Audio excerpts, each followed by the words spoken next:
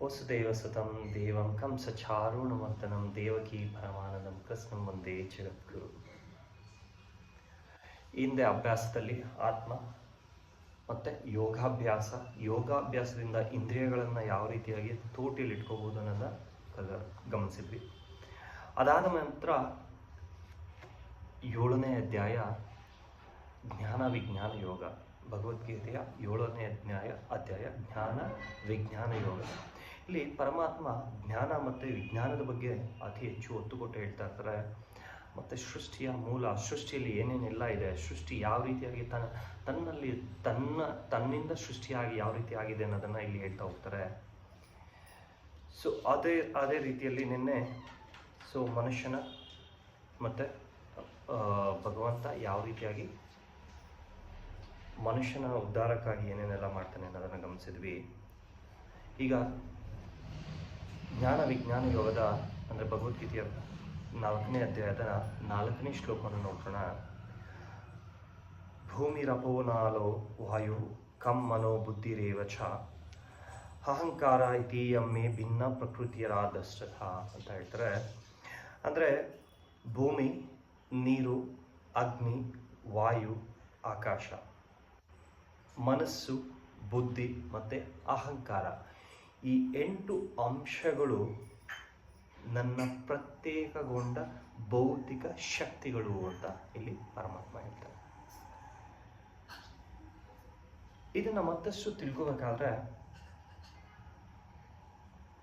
ಸಾತ್ವತ ತಂತ್ರದಲ್ಲಿ ಹೇಳ್ತಾರೆ. ಇಲ್ಲಿ ವಿಷ್ಣುಸ್ತು ತ್ರಿಣಿ ರೂಪಾಣಿ ಪುರುಷಾಖ್ಯಾನಂತೋ ವಿದುಹು ಏಕಂತು ಮಹತ್ವ ಸೃಷ್ಟಿ ದ್ವಿತೀಯಂ ತ್ರಂಡನ್ ಸಂತಿಸ್ತಂ ತೃತೀಯಂ ಸರ್ವಭೂತಾನ್ಸ್ತಂ ತಾನಿ ಜ್ಞಾತ್ವ ವಿಮುಚ್ಯತೆ ಅಂತ ಹೇಳ್ತಾರೆ.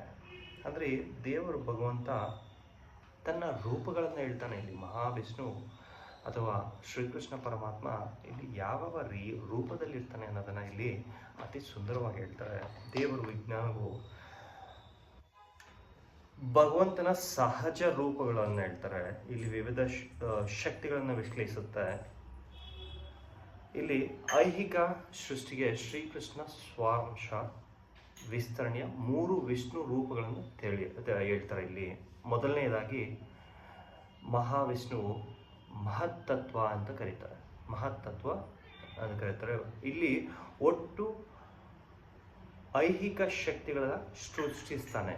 ಅಂದರೆ ಐಹಿಕ ಶಕ್ತಿಗಳನ್ನು ಅಲ್ಲಿ ಏನೆಲ್ಲ ಹೇಳಿದ್ವಿ, ಅಲ್ಲಿ ಐಹಿಕ ಶಕ್ತಿಗಳನ್ನು ಸೃಷ್ಟಿಸ್ತಾನೆ. ಎರಡನೇದಾಗಿ ಗರ್ಭೋದಕಾಶಾಯಿ ವಿಷ್ಣು ಅಂತಾರೆ. ಅವನು ಎಲ್ಲ ಲೋಕಗಳಲ್ಲಿ ವೈವಿಧ್ಯತೆಯನ್ನು ಸೃಷ್ಟಿಸಲಿಕ್ಕೆ ಅವನು ಪ್ರವೇಶಿಸ್ತಾನೆ. ಮೂರನೇದಾಗಿ ಕ್ಷೀರೋದಕ ಶಾಯಿ ವಿಷ್ಣು, ಅವನು ಸರ್ವಾಂತರ್ಯಾಮಿ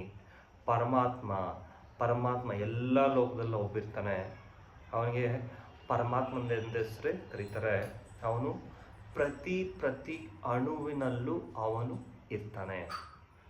ಈ 3 ವಿಷ್ಣು ರೂಪಗಳು ಅವತರಿಸಿದ್ದು ಐಹಿಕ ಬಂಧನದಿಂದ ಮುಕ್ತನಾಗಬಲ್ಲ. ಅಂದರೆ ತಾನು ಮನುಷ್ಯನಾದವನು ಈ 3 ವಿಷ್ಣು ಈ 3 ಅವತಾರಗಳನ್ನು, ವಿಷ್ಣುವಿನ ಈ 3 ಅವತಾರಗಳನ್ನು ಸಂಪೂರ್ಣವಾಗಿ ತಿಳ್ಕೊಂಡಿದ್ದಾನಂದರೆ ಐಹಿಕ ಬಂಧನನ, ಅಂದರೆ ಮೆಟೀರಿಯಲಿಸ್ಟಿಕ್ ವರ್ಲ್ಡ್ ಅಂತ ಏನು ಹೇಳ್ತೀವಿ, ವಸ್ತುಗಳ ಮೇಲೆ ಅವಲಂಬನೆ ಅಂತ ಹೇಳ್ತೀವಿ, ಅದ್ರ ಮೇಲೆಯಿಂದ ಹೊರಗಡೆ ಬರೋಕ್ಕೆ ಆಗುತ್ತೆ, ಮುಕ್ತನಾಗ್ತಾನೆ ಅಂತ ಹೇಳ್ತಾರೆ. ಐಹಿಕ ಜಗತ್ತಲ್ಲಿ ಭಗವಂತನ ಶಕ್ತಿ ಒಂದರ ತಾತ್ಕಾಲಿಕ ಅಭಿವ್ಯಕ್ತಿ ಅಂತ ಹೇಳ್ತಾರೆ. ಶ್ರೀಕೃಷ್ಣ ಪರಮಾತ್ಮ 3 ವಿಷ್ಣು ವಿಸ್ತರಣೆಗಳ ಐಹಿಕ ಜಗತ್ತನ್ನು ಎಲ್ಲ ಚಟುವಟಿಕೆಗಳನ್ನು ತನ್ನ ಅಧೀನದಲ್ಲಿ, ತನ್ನ ರೀತಿಯಲ್ಲಿ ಅವನು ನಿರ್ದೇಶಿಸ್ತಾ ಇರ್ತಾನೆ. ಈ ಪುರುಷನನ್ನು, ಈ ಮಹತ್ ಪುರುಷನನ್ನು ಅವತಾರಗಳಂತ ಹೇಳ್ತಾರೆ. ಈ ವಿಷ್ಣುವಿನ 3 ಅವತಾರಗಳನ್ನು, 3 ರೂಪಗಳನ್ನು ಅವತಾರಗಳಂತ ಕರೀತಾರೆ. ಸೊ ಒಂದರಲ್ಲಿ ಪುರುಷ ಬರ್ತಾ ಒಂದು ಪುರುಷ ಅಂತಂದರೆ ಏನು ಅಂತಂದರೆ, ಪುರುಷ ಅನ್ನೋದು ಕೆಲವರು ಜೀವಿಗಳು ಅಂತ ಹೇಳ್ತಾರೆ. ಪುರುಷ ಎಂಬ ಅರ್ಥದ ಐಹಿಕ ಶಕ್ತಿಯ ಮೂಲ, ಅದು ಜೀವಿ ಅಷ್ಟೇ ಅಲ್ಲ, ಐಹಿಕ ಶಕ್ತಿಯ ಮೂಲ ಅಂತ ಹೇಳ್ತಾರೆ. ಇಲ್ಲಿ ಭಗವಂತನ ಪ್ರಕಾರ ನಾಸ್ತಿಕ ನಿರ್ಣಯ ಸುಳ್ಳು. ಪ್ರಸ್ತುತ ಶ್ಲೋಕದಲ್ಲಿ ಹೇಳ್ತಾರೆ, ಪರಮಾತ್ಮ ರೂಪವು ಸಹಜ ಕ್ಷೀರೋದಾಯಿ ವಿಷ್ಣುವಿನ ತಾತ್ಕಾಲಿಕ ಸರ್ವಾಂತರ್ಯಾಮಿ ರೂಪ ಅಂತ ಹೇಳ್ತಾರೆ. ಅದಾದ ನಂತರ ಐಹಿಕ ಶಕ್ತಿಯ ಪ್ರಧಾನ ರೂಪಗಳಲ್ಲಿ 8. ಇವುಗಳಲ್ಲಿ ಮೊದಲನೆಯ 5 ಪಂಚಭೂತಗಳು. ಪಂಚಭೂತಗಳು ಯಾವುದು? ಅಗ್ನಿ, ವಾಯು, ಆಕಾಶ, ಪೃಥ್ವಿ, ಜಲ. ಸೊ ಇವುಗಳು ಸ್ಥೂಲ ಸೃಷ್ಟಿಗಳ ರೂಪ ಅಂತ ಹೇಳ್ತಾರೆ. ಮಹಾ ಸೃಷ್ಟಿಗಳು ಅಥವಾ ಸ್ಥೂಲ ಸೃಷ್ಟಿಗಳು ಎಂದು ಕರೀತಾರೆ ಇವುಗಳನ್ನ. ಅವುಗಳಲ್ಲಿ 5 ಇಂದ್ರಿಯಗಳು ಇರ್ತವೆ. ಇವು ಭೌತಿಕ ಶಬ್ದ, ಸ್ಪರ್ಶ ಅಂದರೆ ಪಂಚೇಂದ್ರಿಯ ಜ್ಞಾನೇಂದ್ರಿಯಗಳು. ಶಬ್ದ, ಸ್ಪರ್ಶ, ರೂಪ, ರುಚಿ ಮತ್ತು ವಾಸನೆ ಇವುಗಳಿರ್ತವೆ. ಐಹಿಕ ವಿಜ್ಞಾನ ಇವುಗಳು 10 ಅಂಶಗಳು, ಬೇರೇನಿಲ್ಲ. ಆದರೆ ಪ್ರಾಪಂಚಿಕವಾದದ್ದು ಇದನ್ನು 3 ಅಂಶಗಳು: ಮನಸ್ಸು, ಬುದ್ಧಿಶಕ್ತಿ, ಅಹಂಕಾರ. ಇದು ಅಲಕ್ಷ್ಯ ಮಾಡ್ತಾರೆ. ಇದನ್ನ ಅಂದರೆ ಈ ಸ್ಪರ್ಶ ಜ್ಞಾನೇಂದ್ರಿಯಗಳನ್ನು ಹತೋಟಿಯಲ್ಲಿ ಇಟ್ಕೋತಾ ಇರ್ತಾರೆ. ಆದರೆ ಬುದ್ಧಿಶಕ್ತಿ ಮತ್ತೆ ಪ್ರಾಪಂಚಿಕವಾಗಿ ಬುದ್ಧಿಶಕ್ತಿ, ಮನಸ್ಸು ಮತ್ತೆ ಅಹಂಕಾರಗಳು, ಈ 3 ತನ್ನ ಹತೋಟಿಯಲ್ಲಿ ಇಟ್ಕೊಂಡಾಗ ನಿರ್ಲಕ್ಷ್ಯ ಮಾಡ್ತಾರೆ. ಆ ನಿರ್ಲಕ್ಷ್ಯ ಮಾಡಿದಾಗ ಏನಾಗುತ್ತೆ ತನ್ನನ್ನು ತಾನು ಅಳಿಸಿ ಹೋಗುತ್ತೆ. ಅಂದರೆ ಮಹಾವಿಷ್ಣುವಿನ ಶ್ರೀಕೃಷ್ಣ ಪರಮಾತ್ಮ ಅರ್ಜುನಿಗೆ ಹೇಳೋದಿಷ್ಟೇ, ನೀನು ಪಂಚೇಂದ್ರಿಯಗಳನ್ನಷ್ಟೇ ಅಲ್ಲ, ಈ 8 ಅಂಗಗಳನ್ನು 8 ಪಂಚೇಂದ್ರಿಯಗಳು ಜೊತೆಗೆ ಇನ್ನು 3 ಈ 8 ಅಂಶಗಳನ್ನು ನೀನು ಅಧೀನದಲ್ಲಿ ಇಟ್ಕೋಬೇಕು, ನಿನ್ನ ಹತೋಟಿಯಲ್ಲಿ ಇಟ್ಕೋಬೇಕು.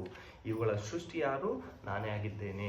ಇವುಗಳು ನನ್ನ ಹತೋಟಿಯಲ್ಲಿಲ್ಲ, ಅದನ್ನು ನಿನಗೆ ಬಿಟ್ಟಿರ್ತೀನಿ. ಅಂದರೆ ಇದನ್ನು ನಿನಗೆ ಬಿಟ್ಟಿರ್ತೀನಿ, ನೀನು ಇದನ್ನು ನಿನ್ನ ಹತೋಟಿಯಲ್ಲಿ ಇಟ್ಕೋತಾ ನೀನು ಮುಂದುವರಿಸ್ತಾ ಹೋದರೆ ಕೃಷ್ಣ ಪ್ರಜ್ಞೆಯನ್ನು ಸೇರ್ಲಿಕ್ಕೆ ನಿನಗೆ ಉತ್ತಮವಾಗಿರುತ್ತೆ. ಅದು ನಿನ್ನ ಕರ್ತವ್ಯ, ನೀನು ಮಾಡಬೇಕಾಗಿರೋದು ಅನ್ನೋದನ್ನು ಇಲ್ಲಿ ಶ್ರೀಕೃಷ್ಣ ಪರಮಾತ್ಮ ಅರ್ಜುನನಿಗೆ ಹೇಳ್ತಾ ಹೋಗ್ತಾರೆ. ಮುಂದಿನ ಶ್ಲೋಕದಲ್ಲಿ ಮತ್ತೊಂದು ವಿಷಯಗಳ ಬಗ್ಗೆ ತಿಳ್ಕೊತಾ ಇರೋಣ. ಅಲ್ಲಿವರೆಗೂ ಶ್ರೀಕೃಷ್ಣ ಅರ್ಪಣಮಸ್ತು. ಹರಿ ಓಂ ತತ್ಸತ್.